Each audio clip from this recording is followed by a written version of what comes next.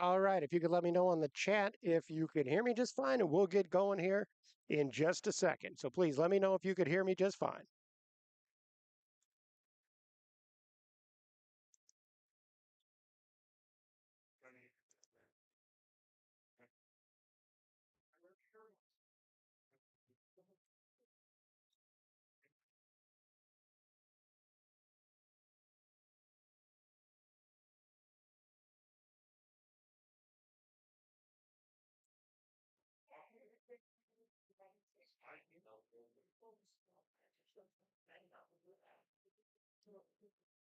How you doing, everybody? I'm Ken Bykoff, and welcome to the Peegs Postgame Live. Indiana scores the 69-58 win over UNC Greensboro in a game that the Hoosiers got off to a 16-17 point lead right off the bat, and I don't want to say, well, yeah, no, I will say ill-timed substitutions by uh, Mike Woodson led to the Hoosiers giving up that lead, losing momentum, and going basically it was tied at 40. You know, they had a 17-point lead. They blew it.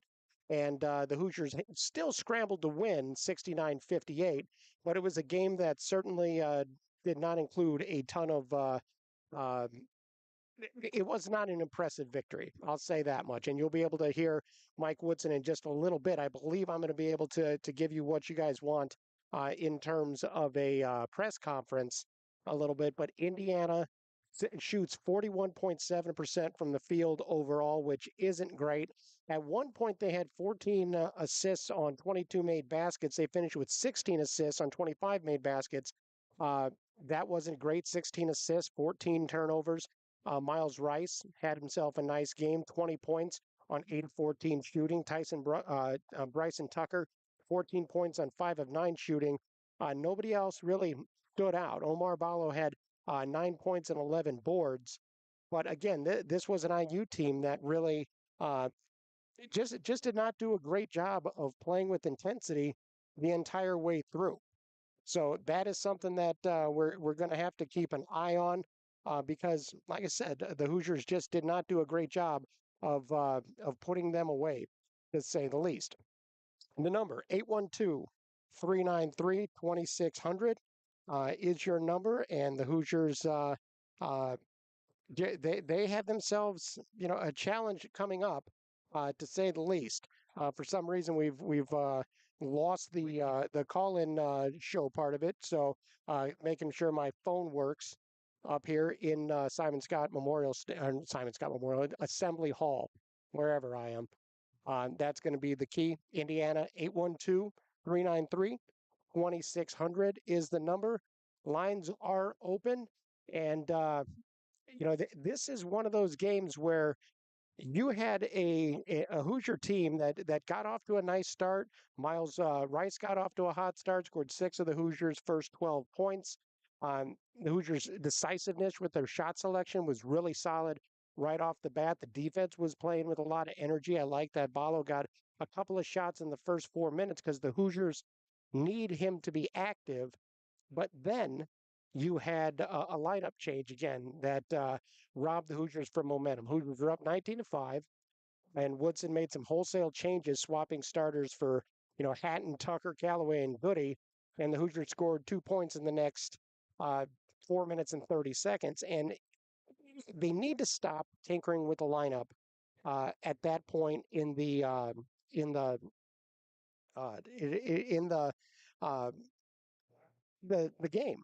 You want to get a big lead. Indiana was scoreless from the 11:07 mark to the 5:40 mark, up 17 points, and saw that lead go down to uh, to just 36-27 at the half. 36 points against UNC Greensboro is not good, and the Hoosiers finish with 69 points, which is not exactly what you were hoping for when it comes to that. So we're going to try to get to Mike Woodson's press conference that I could bring to you in just a few minutes. But first, we got our first caller. Caller, if you could give me your name, where you're from, and what you got. Hey, Michael, here in Southwest Florida. Hey, Michael, how you doing? I'm good. How are you? I'm good. Good. Hey, just calling. Um, it's pretty obvious. I don't know if this is the way you want to get started, but I'm not sure Woody is the guy. And why is that? It's pretty evident. You see Signetti jump into football, and it's pretty evident from right off the bat that you got somebody that has the ability to get the absolute max out of the program. And we've got a lot of great talent on this year's team, but it does not seem like we've got the guy in charge that can get the absolute max out of it. I mean, there's times where you watch it. I mean, it literally looks like a team playing at YMC. There is zero movement. And I mean, there were so many times today where we've got ball over Renew throwing close speeds from the top of the key. You don't see any scenario where those two guys should be doing something. It's a lot of standstill ball screens. It's tough to watch that often. It is tough to watch. You know, we're also at the point too where somebody on our chat said that they're happy that Indiana is winning, but they also see it as a little bit of a negative because they want Mike Woodson gone, and that when you get to that point, it is really it's bad for the program. But I understand that viewpoint, and I understand it completely, and I understand your complaints. Another thing that was on the Peegs chat was says, when I think of Indiana basketball nowadays, this quote always comes to mind. I'm sick and tired of being sick and tired. And it sounds like that's kind of how you're feeling too. It is. I think the reason that people that maybe the thought is that I think it's just because win or lose. I think a lot of the fan base, especially a lot of the teams, like a lot of the P community, knows that win or lose, we really don't have the guy that's going to be in charge to get us on a consistent, successful basis. And I think that's kind of the psychology behind it. But yeah, it's just not ideal. It's not a place you want to be as a fan, to where you kind of feel like the best thing for the program is not for them to win. Yeah, and again, that we've seen that happen with Tom Crean. We've seen it happen with Archie Miller. We've seen that happen over at IU football in previous years, and it is difficult because this is a team that is now they moved to I believe 4-0 on the season, and you have a trip to the Bahamas coming up. They're nationally ranked, and yet I think everybody feels that something is a little bit off, and certainly you'll hear from Mike Woodson here in just a second that he feels the same way, and that to me is kind of interesting to me. Did you have more? The only thing I'd add is I think it's partially really frustrating this season, because this is probably the most talented team we've had since Yogi's senior year. It feels like, and we're pretty 7, 8 strong as far as talent wise goes. So I mean, they're going to win some great games this year. I also think they're going to lose some ones that they shouldn't win or shouldn't lose. I think it's going to be up and down. My gut says if I had to predict today, they do just good enough for what's in this day. Well, we will see. I thank you so much for the call, and I'm jealous of you being down in Southwest Florida because it was snowing in Bloomington today. So I'm jealous of you being down there. Really appreciate the call. Thanks so much. Thanks, sir. 812-393-2600 is the number.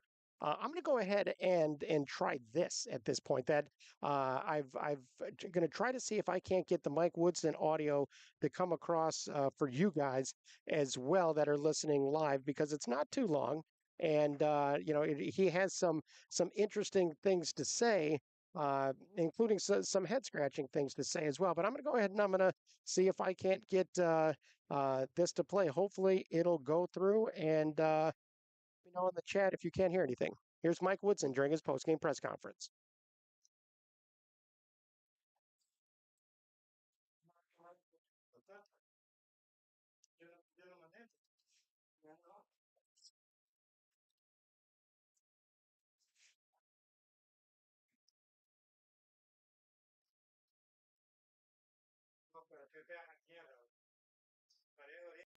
And I'm not sure that was working just right, but I will continue to do so because I really think that I am going to be able to bring that to you. 812-393-2600 is that number, and want to be able to let you guys be able to hear Mike Woodson if at all possible. Also, if you hear some noise in the background, there's some people that are doing their hard work to clean up on Assembly Hall, and I'm always happy to let these guys do what they need to do. But this is an IU team that let's get into some of the individuals here. Miles Rice, 20 points on 8 of 14 shooting, went 2 of 6 from 3-point range, added 6 assists, did have 3 turnovers, but that 2-to-1 assist to turnover ratio is kind of what you're shooting for. He did have to play 35 minutes, which I think is a lot more than most fans would like to see at this point against a team like UNC Greensboro. Uh, Malik Renew, 9 points on 3 of 8 shooting. He added 10 rebounds and 3 assists. He also had a couple of turnovers, and they weren't great turnovers. Not that there is a good turnover, but some of them are very um, sloppy, and you feel like he has maybe played enough basketball that he could avoid that kind of thing. Omar Ballo, 9 points on 4 of 5 shooting, 11 points, 2 turnovers. He played 27 minutes. Mackenzie Mbako, 9 points on 2 of 11 shooting, goes 1 of 4 from 3-point range. That's well below what he had been doing. And all 9 of those points came in the first half. He was 0 of 4 in the second half and played just 7 minutes. Now, just playing 23 minutes for Mackenzie Mbako is not the worst thing in the world. The issue is kind of where those minutes came because Mbako plays 16 minutes in the first half, 7 minutes in the second half. You can split those minutes up. It's not an all or nothing situation. And unfortunately, that's kind of where uh, uh, where Mike Woodson seems to have come down with this kind of stuff. Uh, it isn't black or white. He talked in the press conference about how he just couldn't get can't get guys to play 40 minutes, and nobody's asking him to play 40 minutes. What they're asking is if they would be able to play at least blended minutes to where you could play 13 minutes in the first half, 13 minutes in the second half, and get that rest that you wanted without blowing a player out. And that to me is the challenge for this ball club. 812-393-2600 is the number. Also taking questions on the chat. Happy to do that. As we look on, coming off the bench, Bryson Tucker, 14 points on 5 of 9 shooting. This was his most impressive game of the season so far. I liked what I saw from him. I liked his quickness. I liked his decisiveness, and you could see him getting more and more comfortable as the game went on. Then Luke Goody, 1 of 3 from with just 3 points, played 17 minutes, made the 1 3, and that was fantastic that he was able to do that. But he was brought in for his shooting, and he needs to start knocking down some shots. In the post game, uh, Coach Woodson talked about he was asked about getting Luke Goody's shots. And he said, well, he got 3 shots. It was important for him to go down. And that didn't answer the question because it isn't a lot of situations where you're going to have Mike Woodson run plays to get Luke Goody a shot. And that's kind of what you need to do is work to get him open. And there just isn't a lot of that kind of action with this ball club. There just isn't. And it's a frustrating thing to watch, to say the least, because uh, you have a guy who is a shooter and you want him to be able to knock down these jumpers, and he doesn't have that opportunity. And to me, that is one of the challenges here because you really need to be able to just have that be the case. You need to be able um, for them to be able to get those shots when they need them. I'm going to give one more shot here and trying to get this audio from Mike Woodson. Hopefully this will work. Otherwise, I will continue to work on it. Here is Mike Woodson during his post-game press conference. All right, we'll start with Ravi and then Zach. Yeah, Coach, obviously it's November and you got a new group, but with a competition about to kind of kick up a level, what are things you feel good about with this group right now, and what are things you feel really need to improve quickly to have a good showing in Atlanta? It was competition tonight. That team, came to play. We didn't. And, that's college basketball. If you're not And it's on me. If you're not – and I thought we came out with great intentions. We up 19-3 when I started subbing. And that was after guys that played a deep 7, 8, 9 minutes straight. And we just – once they got rolling, we gave them hope, and they played a solid game all the way through. So we got to go and clean this game up before I start thinking about the Bahamas. I know Louisville's the first game, but we gotta clean this game up and have a tough practice tomorrow. We gave it for Louisville that way, but we got to figure out this last game and all the things that we did wrong and didn't do. Mike, this ties into it somewhat. I know it's only been 4 games. How do you grade maybe some good, some bad of just where this team is offensively? It seems like there are stretches where they're really difficult to guard and then maybe stretches where they lose their way a little bit. Well, it's hard to say, man. I mean, we've had, like you just mentioned, we've had some good moments. We've had some bad moments. And, against really good teams, you're going to have a lot of good moments to outweigh the bad moments if you're going to beat good teams. And I think we can, but only time will tell. I just got to keep working with this team to get them where I want them because we're not there yet.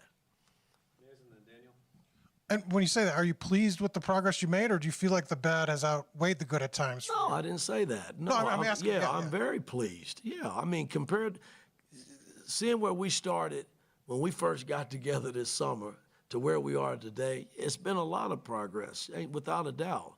But again, we have a long way to go, man. I mean, my whole theme has always been we take it a practice at a time and a game at a time and see where it leads us, man. But tonight, I got to give this Greensboro team a lot of credit. They played hard. I thought they played harder than we did. We didn't play hard, and that's unacceptable. That's on me. Daniel, then Todd. Yeah, on Miles Rice, when you see somebody who has the highs he has, is he almost someone you're harder on at all? Man, I just coach. If he's in the way sometime not doing what he's supposed to do, then I'm tough on him. That's just coaching. I love all the players on my team, but I got to coach them too. Todd, then Jim. Bryson Tucker obviously gave you a big lift when you needed it. What part of his makeup made him prepared to be the one to be the guy who kind of rescued you a little bit? Well, again, I had to go somewhere. We struggled a little bit off the bench. Gallo was a little slow tonight, again, and I just got to be careful with Gallo. He's going to have some moments where he looks dry because he hadn't played. And Tucker came in, and he shined for a freshman. He looked, and you've seen him play throughout. Since he's been here, he's a guy that can help us. And, I leaned on him tonight, and he came through and did some positive things. And but we're going to need not just Tucker coming off the bench. We're going to need other guys coming off, making basketball plays, winning plays to help us win. Jim, then Josh.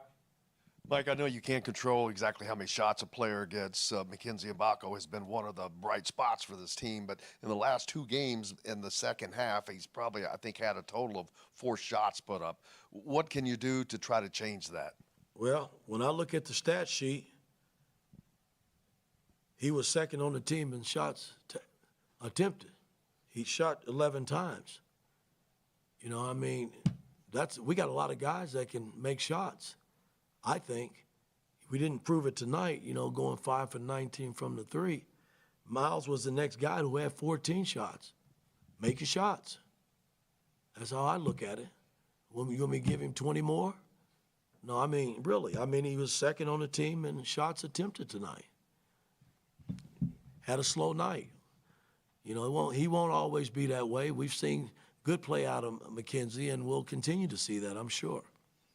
Josh, and then Zach. Coach, on Saturday, Miles had just 3 assists tonight, doubled it up. How much better does it make him as a player to be dual threat to score and pass the basketball? Well, that's what he's supposed to do. That's what we brought him here for. But as a team, we had 16 assists. That's awful. It's awful. With this team, we should average between 20 and 30 assists.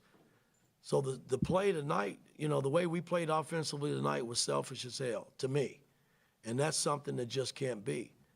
Because we have enough guys on this team that can make basketball plays.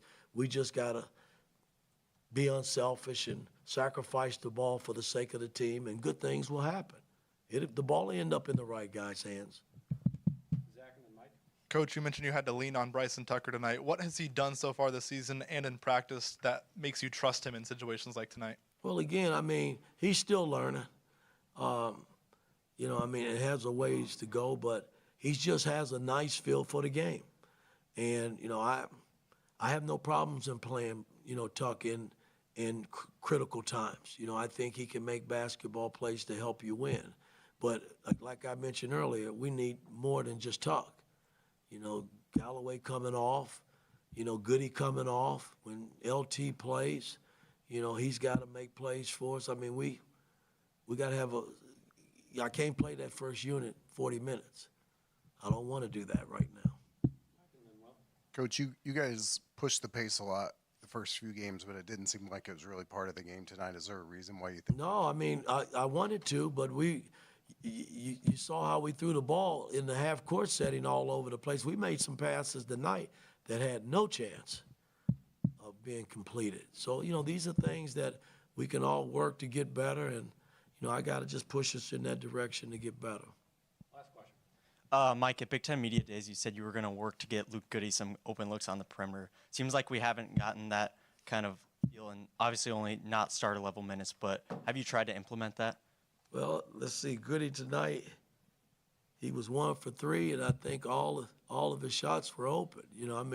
He's going to get some good looks. He's gotten some since he's been here. I just got to get him comfortable, and he'll start making them. All right. Thanks, guys. Number 812-393-2600. That was Mike Woodson during his post-game press conference, and again, some of the things that he says is scratching a head. I'm scratching my head about work on. He said early on that before he worries about the Bahamas, they have to work on this game. And I understand reviewing this game, but I'm not sure what he means by work on this game. Because yeah, you got to review the tape. You got to talk to them about what it is that they did wrong in this, and then you got to lead them forward. And this is a team that needs to move on from this game quickly. Clean it up. I get it. I mean, he's exactly right about clean it up from this game. But how are you going to do that? And he talks about uh, Luke Goody and his struggles shooting the basketball. Bottom line is, this is an Indiana team that just won by 11 points against UNC Greensboro, basically by just having more talent. There wasn't anything that the Hoosiers did that you could look at the sidelines and say that they were that's what got the job done. And yeah, there's a lot of new players on this team. Yeah, there are a lot of guys that are playing with each other for the first time. But I got to tell you, this is also a ball club that just has not had a dominant run in it.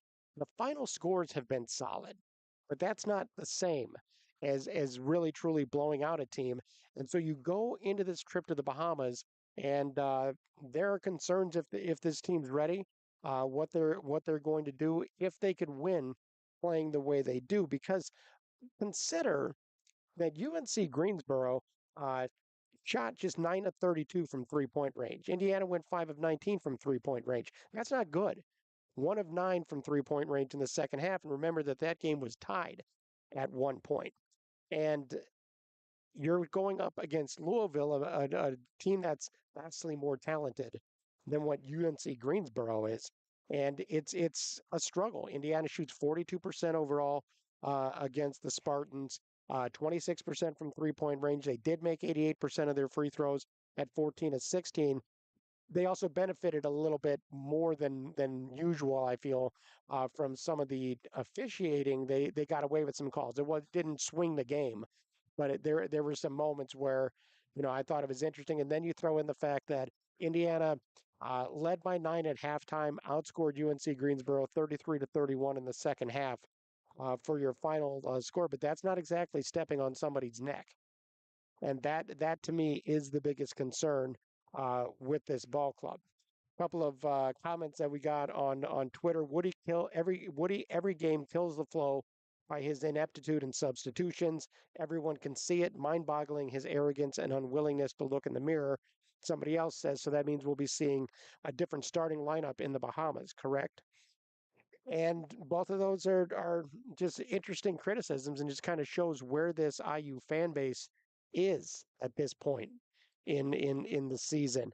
It's early in the season, to say the least.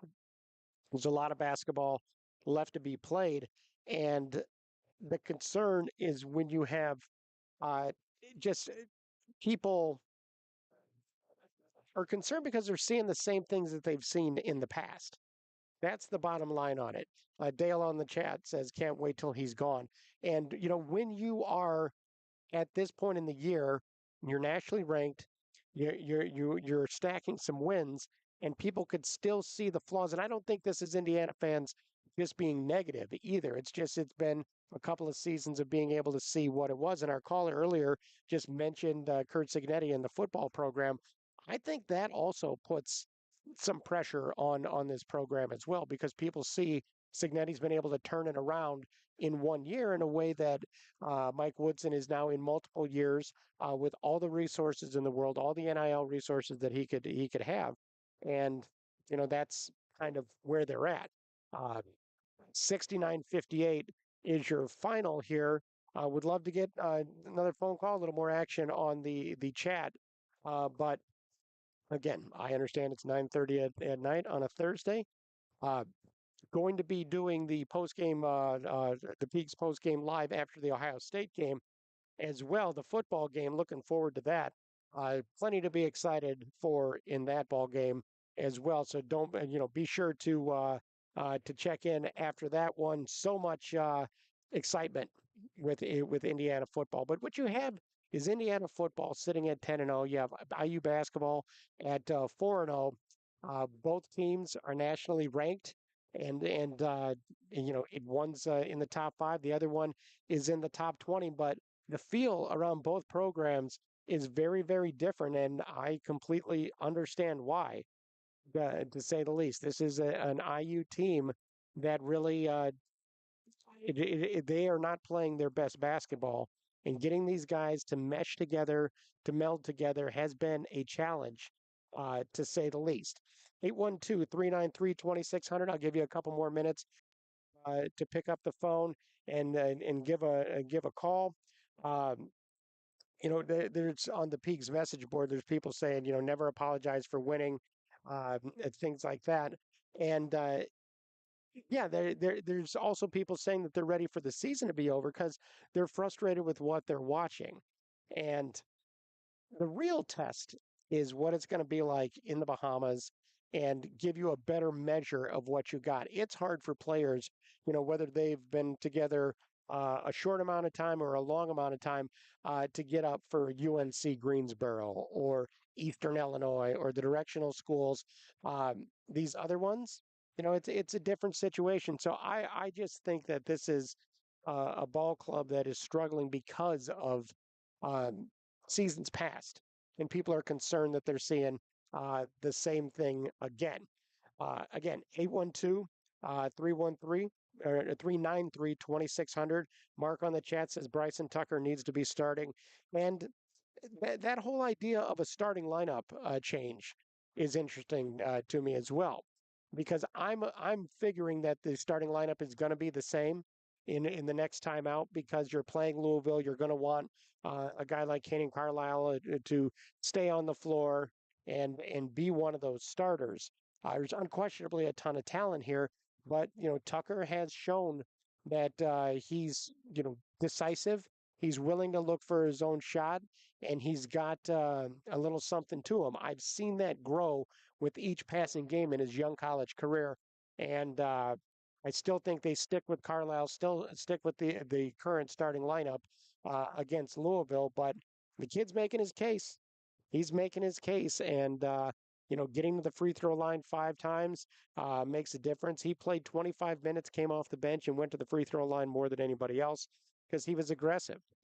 Canyon Carlisle, meanwhile, 3 points on 1 of 7 shooting. That one was from 3-point range, and he had a couple of turnovers versus just 1 assist. He's a guy that really is, likes to lock down on defense. That's something that is important to him. Uh, just finding consistency is going to be the key this entire team because The Hoosiers did not have their best outing, to say the least, on in this one, and people are nervous. People are nervous, and it's completely understandable with that.